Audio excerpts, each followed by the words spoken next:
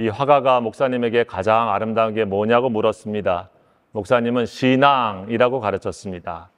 그래서 이 화가는 다른 분에게 또 찾아가 봤습니다. 자, 두 번째 만난 사람은 신혼부부였죠. 그래서 세상에 가장 아름다운 게 뭡니까? 물었더니 이 신혼부부는 사랑이라고 했습니다. 뭔가 좀 마음에 다 차지 않아 또 나아가서 물어봅니다. 전쟁에서 돌아온 군인에게 묻습니다. 세상에 가장 아름다운 게 무엇입니까? 했더니 평화라고 했습니다. 이 모든 대답을 들었는데 마음에 뭔가 딱 떠오르지 않습니다. 그런데 집에 돌아오는 그 순간 자신을 맞이하는 예쁜 딸이 자신에게 안기고 그리고 자기를 위해 아름답게 정성껏 준비한 식탁에 아내가 있고 함께 같이 하나님께 기도하는 순간 이 화가는 마음속에 느낀 것이 있었습니다. 여기에 가장 아름다운 것이 있었구나. 사랑도 있고 신앙도 있고 평화도 있구나. 이것이 바로 가정이구나 라고 했습니다. 여러분, 세상에 가장 아름다운 것 우리가 많지만 하나님께서 우리에게 축복의 선물로 주신 것이 있다고 하면 바로 가정이죠. 거기에 사랑도 담겨 있고 평화도 담겨 있고 우리 믿음의 자리도 담겨 있습니다. 가정은 그런 의미에서 보면 세상에 좀 불완전하고 또 모순되고 약함이 있지만은 하나님의 나라 천국의 작은 모형과도 같습니다. 그래서 하나님께서는 자신을 사실 영적인 아버지로 소개하고 계시고 우리 믿는 모든 사람들을 자녀, 딸과 아들로 말씀하시며 하나님과 함께 사는 천국을 사실 이 가정처럼 아버지와 그 아버지를 믿는 딸과 아들, 한 가족이 되어져 있는 공동체로 소개하고 있는 것을 알 수 있습니다. 천국은 그런 의미에서 우리가 살고 있는 가정 안에서 우리가 이루어가고 또 경험해야 되는 중요한 축복의 장소라고 하는 사실을 우리 다시 한번 기억합니다. 여러분, 오늘 사실 5월을 맞이했고 어버이 주일이기도 하지만 또 가정의 주일이기도 합니다. 우리에게 이렇게 소중한 가정 다시 한번 우리가 생각하면서 우리 각자의 삶의 위치를 점검하고 하나님이 주신 이 가정을 아름답게 우리가 어떻게 세워갈 수 있을까, 이런 마음으로 같이 말씀을 보기 원합니다. 여러분, 귀중한 가정이지만 사실 오늘 이 시대는 가정 해체의 시대다, 혹은 가정이 가장 큰 위기를 맞이하고 있는 시대다, 이런 얘기를 종종 합니다. 우리 대한민국의 통계이겠지만은 2022년에 사실 이 가정이 이루어지는 결혼을 한 쌍이 약 19만 가정이 되어지는데 다시 가정이 헤어지는 이혼율은 9만 가정이 되었습니다. 약 한 45%가 결혼을 한 다음에 이혼을 하게 되어지는 상황이 발생하고 있죠. 또 결혼을 할 필요가 없다, 하고 싶지 않다, 소위 말하는 비혼주의도 우리가 많이 듣고 있는 그런 시대에 살고 있습니다. 또 결혼을 했어도 가정 안에 다 마땅히 있어야 된다고 생각했던 자녀의 출산도 여러분, 우리 아시는 것처럼 OECD 국가 중에 한국이 최저라고 하는 얘기를 우리 종종 듣습니다. 그뿐만이 아니죠. 어떻게 보면 홀로 있는 가정, 독거 가정, 그래서 소위 말해서 전에 듣지 못한 혼밥, 혼자 먹고 혼자 생활하는 그런 문화가 사실 우리 삶 속에 많이 보편화될 정도로 그렇게 다가와 있습니다. 홀로 거하시는 노인들은 경제적인 큰 위기 속에서 그 빈곤율이 가장 큰 어려움 속에 있다고 하는 얘기들을 우리는 종종 듣습니다. 이 모든 것들은 사실 우리 가정을 구성하고 있는 여러 상황들 속에서 우리가 위협받고 있는 오늘의 가정의 그러한 한 단면들일 것입니다. 여러분, 신앙의 가정이라고 해서 늘 완벽합니까? 또 그렇지는 않죠. 신앙의 가정에서도 늘 위기가 있고 어려움이 있는 것을 발견합니다. 여러분, 믿음 좋은 다윗이라고 하는 사람을 우리가 잘 알고 성경에서 많은 사람들이 사랑하지만 다윗의 삶의 가정 속에 보게 되어지면 가정을 잘 다스리지 못하고 또 가정이 행복하지 못했다고 하는 것을 우리가 잘 알게 되어집니다. 다윗은 사실 그의 삶의 가정 속에 이 가정에서는 행복하지 못한 사람으로 성경이 더 나와 있지요. 우리가 잘 아는 그러한 사무엘 상하에 나와 있는 다윗의 얘기이기도 합니다. 그 가정 안에는 사실 살인도 있었고요, 간통도 있었고요, 서로 반목과 또 아버지를 배신하는 배신도 있는 이야기가 그대로 있습니다. 그러면서 본다고 하면 믿음의 거장인 다윗 얘기하지만은 그 가정은 누구에게 내놓을 만한 모델이 되지 못한 것을 우리가 생각해 보게 되었습니다. 그러니 우리 믿음 좋다고 해서 반드시 우리 가정이 늘 행복하다라고 쉽게 단정할 수가 없는 것이죠. 도리어 성경에 보면 사도행전에 나와 있는 고넬료라고 하는 사람의 가정은 어찌 보면 전통적인 유대인도 아니고 계속해서 하나님을 믿었던 그런 가문도 아니었는데 성경에 보면 그는 하나님을 경외하고 건강하고 행복한 가정으로 나와 있습니다. 온 집과 더불어 하나님을 경외했다. 사도행전 10장 2절에 그런 말씀이 나오죠. 온 집으로 더불어 하나님을 섬기면서 구제하면서 그 가정이 사실 이방인으로서는 가장 먼저 하나님의 은혜를 입는 그런 가정으로 성경에 나와 있기도 합니다. 여러분, 그런 의미에서 다시 보면 우리가 믿음 생활 10년 하고 20년 하고 오래 했어도 우리 삶의 자리인 이 가정이 하나님의 은혜 가운데 잘 서야 한다고 하는 사실을 다시 한번 우리가 기억해야 될 필요가 있는 것이죠. 가정의 달 맞이해서 우리가 행복한 가정 우리가 만드는데 무엇이 중요할까? 오늘 성경에 보면 어떻게 주 안에서 행복한 가정이 될까라고 하는 것에 크게 두 가지 얘기를 합니다. 첫째는 바로 남편과 아내의 관계고요.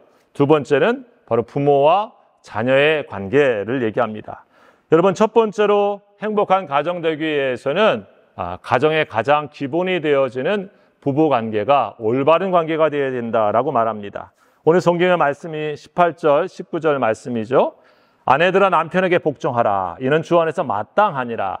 남편들아 아내를 사랑하며 괴롭게 하지 말라라고 했습니다. 똑같은 말씀이 이 골로새뿐만 아니라 에베소서에 더 자세히 나와 있습니다. 여러분, 그 말씀들을 나중에 참고해서 우리가 다시 한번 살펴보기를 원합니다. 이 가정이 이루어지는 첫 번째 요소가 남자와 여자가 또 만나 하나님의 은혜 가운데 아내와 남편이 되어지고 이 지금 가정이 이루어진 곳에 있습니다.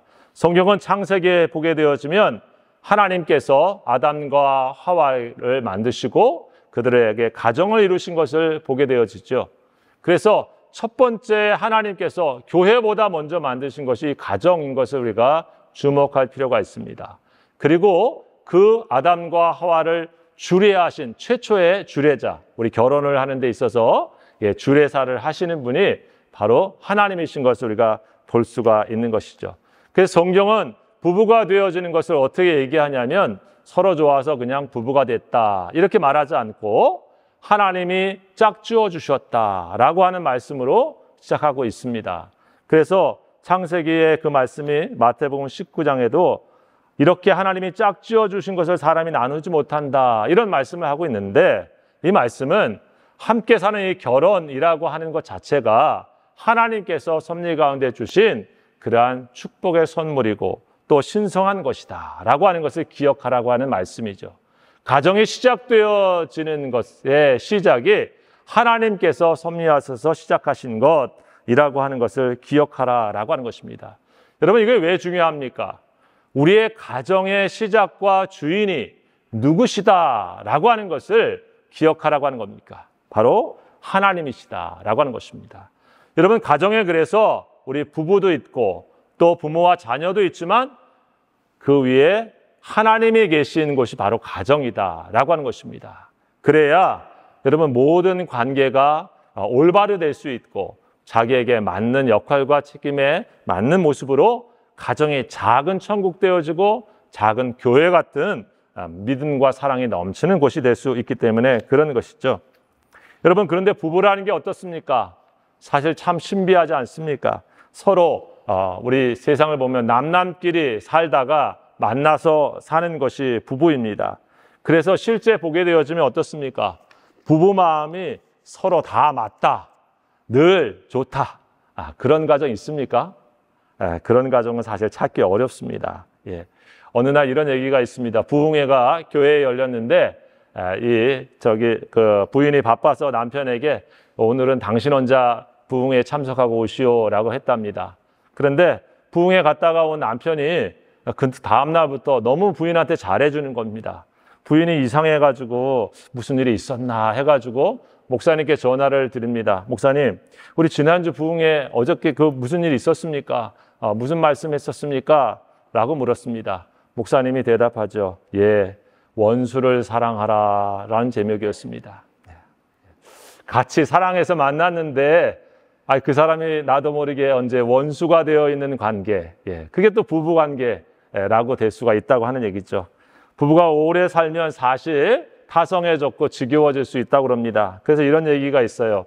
30대에는 이 아내가 남편이 집에서 늦게 들어오면은 막 화를 냅니다. 왜 빨리 안 들어왔느냐. 40대가 되면은 이제 좀 더 일찍 오라고 소리는 치지만 속으로 약간 좋아한답니다. 근데 50대 되면은 남편이 나가는 걸 좋아해요. 출장 가면은 아주 노골적으로 아유 잘 갔다 오라고 하고 좋아한답니다. 근데 60대 되면 어떤가? 친구들 집에 오니까 남편 보고 나가 있으세요 라고 하는 수준이 된대요. 뭐 그 다음은 뭐 말할 것도 없고. 그게 어떻게 보면 세상에서 보여지는 좀 안 좋은 예이겠지만 부부관계가 그렇게 될 수도 있다. 그래서 여러분 사실 오래 살다 보면은 어떻습니까? 처음보다도 많은 단점, 약점들 발견하는 게 부부관계입니다. 여러분, 그런데 오늘 성경에 오늘 첫 번째 아내와 남편에 대한 얘기를 하면서 그런 얘기합니다. 아내에게 이렇게 성경이 말씀하죠. 남편에게 복종하라. 이는 주 안에서 마땅하니라. 제가 한 주간 동안 이 말씀 때문에 굉장히 마음이 무거웠습니다. 이 말씀을 이거 어떻게 전해야 되는가 이 시대의 사람들에게 라고 실제로는 굉장히 다른 구절 때문에가 아니라 어려웠던 구절이기도 합니다. 왜냐하면 요즘 복종해라 이런 말을 하고 하면 뭐 아내와 남편 관계를 떠나서 교회에서 복종하시오 이런 얘기를 하면 어떻습니까? 자네나 하시오, 당신이나 하시오 뭐 이런 식으로 반응한 시대 아닙니까? 사실 복종이라고 하는 말 자체가 왜 그러냐면 힘 있는 사람이 힘 없는 사람을 힘으로 억압해서 생기는 일들이 이 복종이라고 하는 말 가운데 드러나기 때문에 요즘 사람들 좋아하는 사람이 아무도 없죠. 마치 주인이 갖고 있는 힘 때문에 어쩔 수 없이 노예가 복종하는 것. 그렇죠? 힘 있는 나라한테 어쩔 수 없이 식민지가 돼가지고 굴복할 때 하는 말. 이런 말처럼 느껴지기 때문에 성경의 이 말이 내 남편하고 이런 관계에서 이런 말을 한다니 이게 받아들이기 되게 어려운 시대에 살고 있는 게 분명합니다. 근데 여러분 이 성경을 우리가 다시 한번 생각해 보면 첫 번째로는 사실은 우리가 아는 이 성경의 첫 번째 독자인 이 골로새 교회의 성도나 그 시대의 사람들에게는 하나도 이상한 게 아니었습니다. 요즘에 우리가 아는 여성과 남성의 위치하고는 전혀 다른 그런 시대였던 것을 우리가 이해할 수가 있죠. 여기는 여성을 갖다가 비하하려고 하는 그런 위치에서 이 말씀을 하고 있는 것이 아니면 우리가 잘 알 수 있는데 그 시대 속에서 사실은 복음은 남자와 여자 모든 인간들을 사실 하나님의 창조물로서 존귀한 자로서 회복해 주시는 놀라운 파격적인 일이었습니다. 그럼에도 불구하고 가정이라고 하는 곳들 속에서 아내가 가져야 되는 무엇일까? 자발적으로 자신을 복종하는 것. 그런 곳을 통해서 이 가정의 아름다운 질서를 유지하라라고 하는 말씀인 것입니다. 다른 말로 말하면 즐거운 마음으로 자신을 다른 사람이나 다른 어떤 것에 자신을 아래에 놓는다라고 하는 말씀이 여기 담겨져 있는 것이죠. 여러분 더 깊이 생각해 보면 아까 말씀드린 것처럼 이 가정에는 남편과 아내만 있지 않습니다. 바로 주님이 계시는 것이죠. 작은 이 가정 속에 주님 아래서 남편과 아내가 있습니다. 실제로 남편도 주님께 복종하고 아내도 남편에게 복종하는 것 같지만 오늘 말씀처럼 바로 주님께 복종하듯이 남편을 그렇게 대하는 것뿐입니다.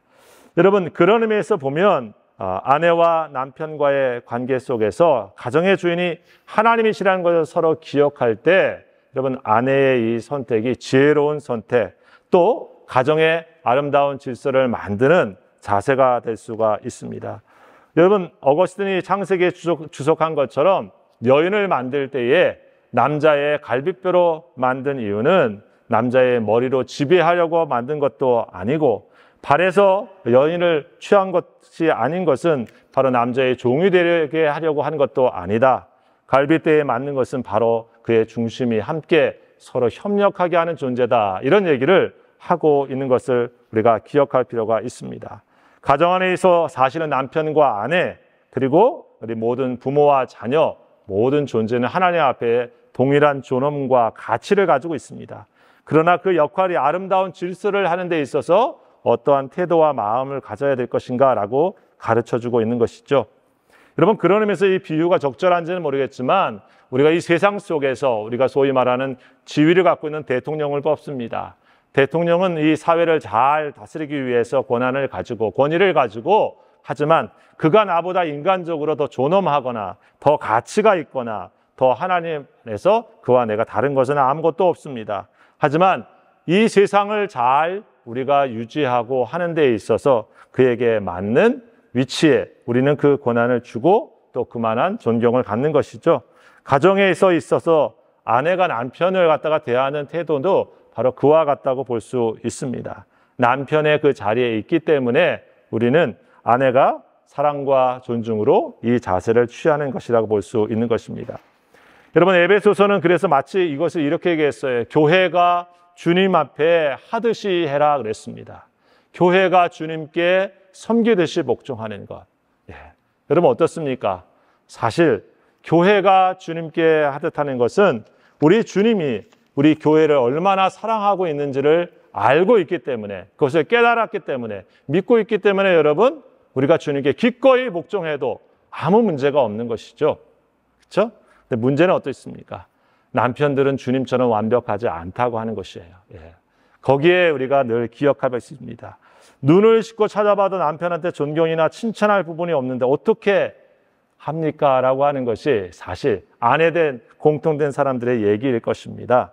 여러분, 근데 한 가지 더 기억할 필요가 있는 얘기가 있습니다. 네, 제가 이 말씀을 준비하면서 남편들이 아내한테 받고 싶은 것, 바라고 싶은 것 1번 뭘까 봤더니 아내가 존중해주고 자존심을 북돋아주는 거 이렇게 나와 있습니다. 뭐 어디를 막 다 이렇게 뒤져봐도 다 무슨 얘기입니까? 남편이 가장 힘들어하는 것이 아내한테 무시당하는 거 이렇게 나와 있더라고요. 뭐냐면 가정 안에서 하나님께서 우리 남편들을 통해서 아내로부터 세워받는 것을 기뻐하도록 또 그런 존재로 세워져 있다고 하는 것입니다. 아내의 인정과 칭찬이 사실은 굉장히 남편한테 중요하다라고 하는 사실을 우리가 기억할 때 여러분 어떻습니까? 그것을 선택할 때 우리 아내들이 잘 지혜롭게 생각해야 됩니다. 우리 지금까지 말씀 들으면 뭐 기분이 별로 안 좋은 분들이 있어요. 뒤에 남편도 나옵니다. 그러니까 너무 걱정하지 마시고 또 우리 자녀도 나옵니다. 자, 특별히 또 하나 더 얘기할 때 이 아내가 남편을 대할 때 과거 잘못을 반복해서 들추지 말라 이런 얘기의 조언이 참 많습니다. 왜냐하면 남편의 화를 북돋고 혈압을 높이려면 데이트 시절부터 시작해서 또 임신, 처가, 시집살이에 대한 서운함을 조목조목 열거하면 된다 이런 말이 있습니다. 과거에 서운한 걸 다 얘기하기 시작하면은 남편 무너뜨리기에 성공할 수 있는 거죠. 그러나 여러분 다시 한번 기억하십시오. 이 가정이 갖고 있는 골은 행복을 추구하는 것입니다. 행복이라고 하는 골을 넣기 위해서 남편은 어떻게 보면 스트라이커로 앞에 서 있는 선수와도 같은 것이에요. 아내는 수비와 미드필더를 가지고 공을 연결해 주게 되어지면 골 넣는 사람이 남편이라 할지라도 우리는 같은 팀이면 어떻습니까? 행복이라고 하는 골을 넣고 이기는 것이죠. 그런 역할적인 부분을 우리가 잘 설명하고 있다고 하는 것을 기억하면서 여러분 우리 아내된 사람들이 또 남편의 역할들을 잘 세워줄 수 있기 바랍니다. 여러분 또 남편들은 어떻게 해야 됩니까? 오늘 보니까 남편들은 아내를 사랑하며 괴롭게 하지 말라. 에베소서의 말씀은 이 말씀을 어떻게 했냐면 여러분 주님이 자신을 내어줌 같이 아내를 사랑하라. 제가 보기에는 이 말씀이 정말 더 어렵습니다. 자기를 사랑하는 것에 에베소서는 어떻게 얘기했냐면 아내를 사랑하는 것이 자기를 사랑하는 것이다. 이렇게 얘기를 했습니다. 참, 우리 한 가지 보십시다. 여러분 그러니까 아내를 잘 사랑하지 않는 남편은 거꾸로 얘기하면 자기를 잘 사랑할지를 모르는 사람이라고 하는 얘기와 똑같아요. 근데 그 아내를 어떻게 사랑해야 되냐면 예수님께서 자기의 목숨 내주시고 사랑한 것처럼 그렇게 사랑해라. 제가 보기에는 복종하는 게 더 쉽습니다. 그렇지 않나요? 자기 목숨 내놓고 사랑하는 사람한테는 복종하는 게 뭐가 어렵습니까?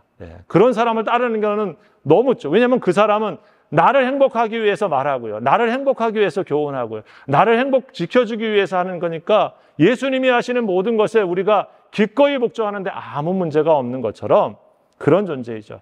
남편들이 그와 같은 막중한 책임이 있다라고 이야기를 해주고 있습니다. 그렇죠. 그러니 여러분 우리 남편 된 사람들이 굉장히 어렵구나라고 하는 사실을 다시 생각합니다. 내 목숨 다해서 사랑해야 될 사람이 누구인가? 바로 우리 옆에 있는 아내다라고 말씀하고 있습니다. 그런 의미에서 제가 우리 남편들은 늘 기억할게 우리 부인한테 정말 고마운 마음 가지고 살아야 된다 이런 생각을 합니다. 목숨을 내놓으라고 하지는 않으니까 그래도 조금만 우리 마음으로 사랑을 해주고 행동을 해주면 기뻐하고 좋으니까 라고 하는 생각을 해봅니다. 여러분 우리 목사님께서 우리 작년에 취임식 하실 때 그동안에 있었던 모든 일을 회상하시면서 우리 사모님한테 참 고맙습니다 이런 얘기를 공개적으로 하신 게 기억이 납니다. 한 방으로 정말 크게 해결하셨는데 참 그런 마음이 귀하죠. 우리 남편 된 사람은 늘 그런 마음 가지면 아내와 또 모든 일을 할 때 어렵지 않습니다. 제가 늘 좋아하는 트로트 가수의 이 가사 중에 하나가 이 조항조 씨의 그 고맙소. 혹시 들어보셨는지 모르겠지만 가사가 이래요. 내 나이 먹도록 세상을 잘 모르나 보다. 이 나이 먹도록 세상을 잘 모르나 보다. 진심을 다해도 나에게 상처를 주네. 이 나이 먹도록 사람을 잘 모르나 보다. 사람은 보여도 마음은 보이지 않아. 이 나이 되어서 그래도 당신을 만나서 고맙소 고맙소 늘 사랑하오. 술 취한 그날 밤 손등에 눈물을 떨굴 때 내 손을 감싸며 괜찮아 울어준 사람. 세상이 등져도 나라서 함께 할 거라고 등 뒤에 번지던 눈물이 참 뜨거웠어. 참 아마 이분이 실패하고 사람한테 상처받고 세상에서 무너질 때 아마도 그 옆에 같이 울어준 아내의 그 모습이 평생 고마운 마음이 생겨서 뭘 하더라도 이렇게 고맙소 고맙소 한 것 같습니다. 여러분 남편들이 이렇게 지내면 되지 않겠습니까? 완벽할 수는 없습니다. 요즘 우리 잘 나갔던 드라마 눈물의 여왕인가에 봤더니 주인공 김수현 씨 있던데 그렇게 젊고 잘생기고 공부도 잘해서 서울대 들어가고 변호사 되고 또 부인은 끔찍히 사랑하는데 그 부인을 위해서 자신의 모든 것을 내어주려고 하는 그런 사람. 더군다나 부인이 쌀쌀 맞아서 다른 사람에게 잘 못하는데 뒤에서 그것을 다 커버하면서 직원들 장례식에 자기 부인 이름으로 또 화환도 보내주고 보니까 제가 너무 부담스럽더라고요. 이런 남편 드라마 속에 있는 겁니다. 너무 기대하지 마시고 우리 각자가 해야 될 부분들을 생각하면서 이 가정을 이뤄가야 될 줄 믿습니다. 두 번째 오늘 이 아내와 남편뿐만 아니라 자녀와 부모 관계도 여기 말씀을 하고 있습니다. 특별히 이 말씀을 보게 되어지면 우리 모두가 부모인데 그 부모가 굉장히 중요한 역할을 해야 가정이 행복하다라고 말합니다. 부모의 모습을 하면서 여기 말씀을 보면 어떻게 합니까? 아비들아 너희 자녀를 노엽게 하지 말니 낙심할까 하노라. 또 자녀들아 모든 일에 부모에게 순종하라. 이는 주 안에서 기쁘게 하는 것이라. 이 부모의 역할을 참 귀중한데 사실 무겁기도 합니다. 우리 신앙의 인도의 성자라 알려진 썬다싱이 그런 얘기를 했습니다. 나의 가장 신성한 학교는 바로 어머니의 무릎이다. 어머니의 무릎을 통해서 자기가 그 인도 힌두교 사회 속에서 신앙의 모습을 깊이 있게 깨닫고 더 나아가 신앙의 성자라 불릴 만큼 하는 그런 교육을 받은 것이죠. 그래서 보면 부모의 뒷모습 보고 우리 자녀들이 배운다고 합니다. 삶의 모습이 거기에서 자연스럽게 나오는 것이죠.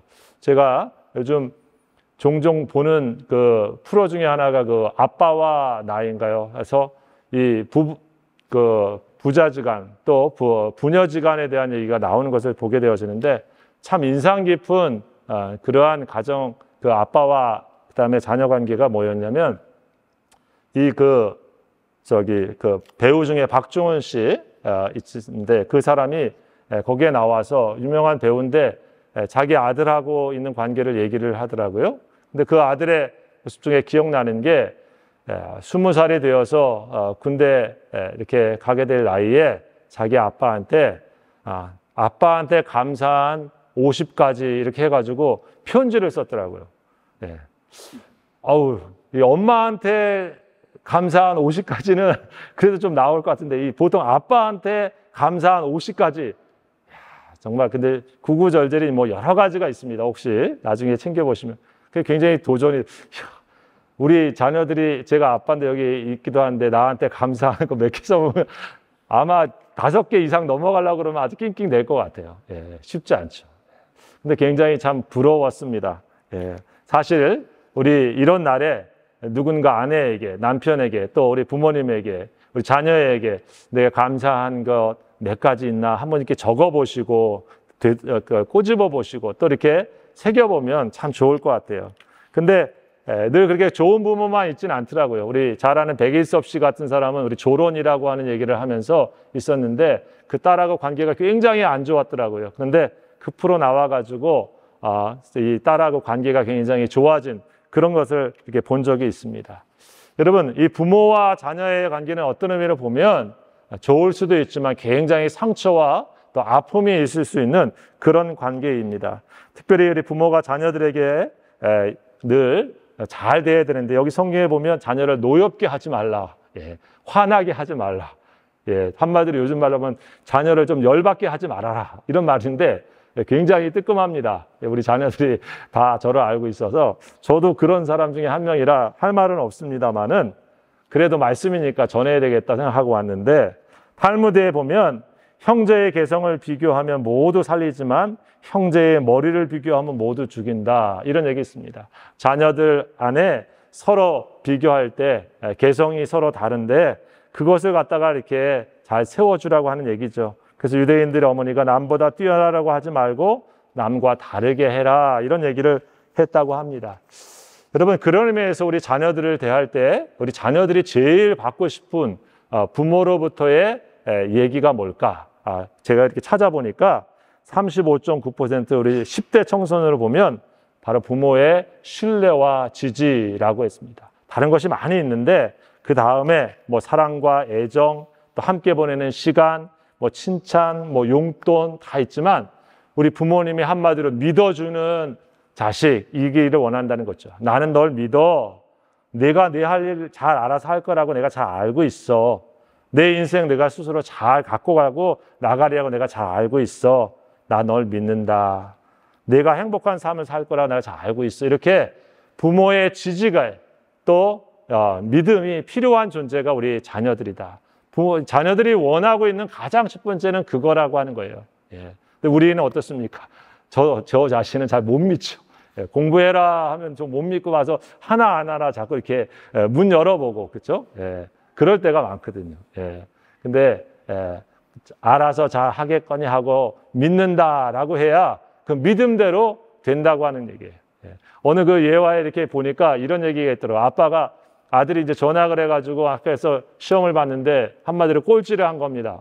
그런데 이 아들이 그렇게가 아빠한테 가면은 혼날까봐 그 꼴찌된 걸 고쳐가지고 1등으로 고치고 간 거예요. 그래서 아빠가 그걸 이제 성적표를 받아들고 어떻게 했을까요? 동네 잔치를 한 겁니다. 우리 아들이 이렇게 1등을 했다 해가지고 집에 재산처럼 있는 돼지를 잡아가지고 잔치를 다 벌인 거예요. 그러니까 아들이 그 일에 충격을 받고 야 진짜 열심히 공부를 해야 되겠다 해가지고 이렇게 아빠가 좋아하는구나 해서 열심히 공부를 했답니다. 아빠에게 나중에 얘기해 보니까 다 알고 있지만은 믿어준 거죠. 여러분 어떻습니까? 사실 우리도 옛날에 보면 우리 부모님이 눈 감아 주시고 또 믿어줘서 이만큼 된 것 아니겠습니까?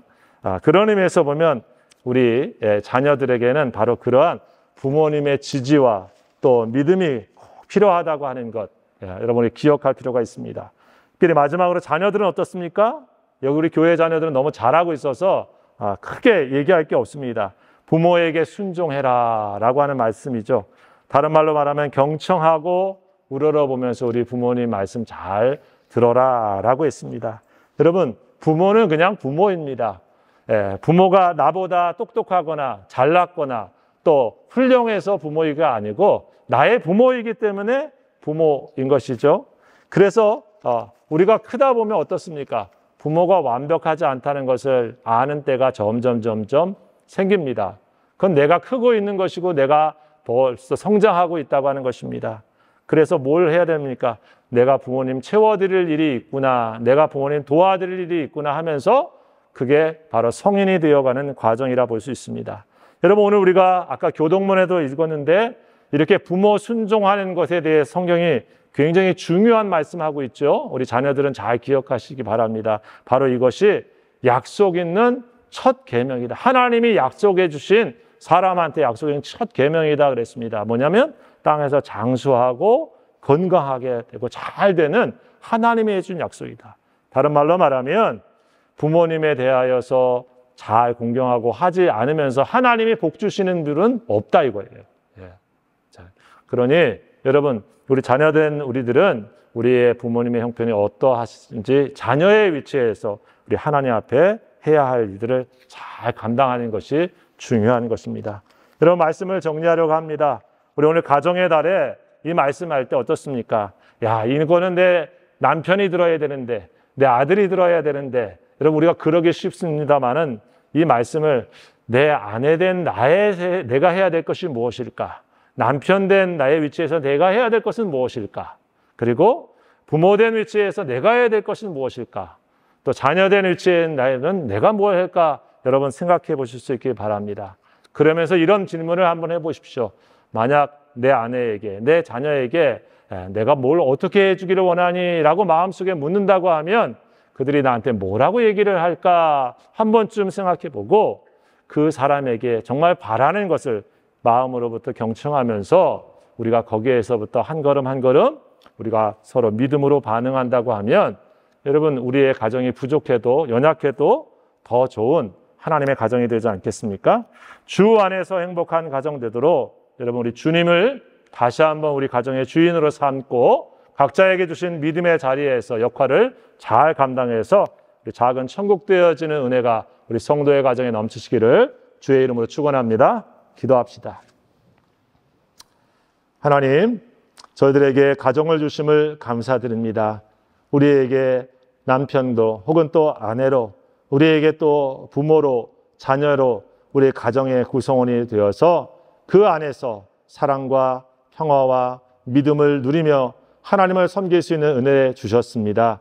하나님, 저희 가정들 다 연약함과 또 부족함과 또 문제가 있지만 하나님 다시 한번 은혜 주시고 또 주 앞에 우리의 믿음의 자리를 잘 점검해서 하나님 기뻐하시는 아름다운 가정들이 다 될 수 있도록 인도하여 주시옵소서. 이 모든 말씀 예수님의 이름으로 축복하며 기도하옵나이다. 아멘.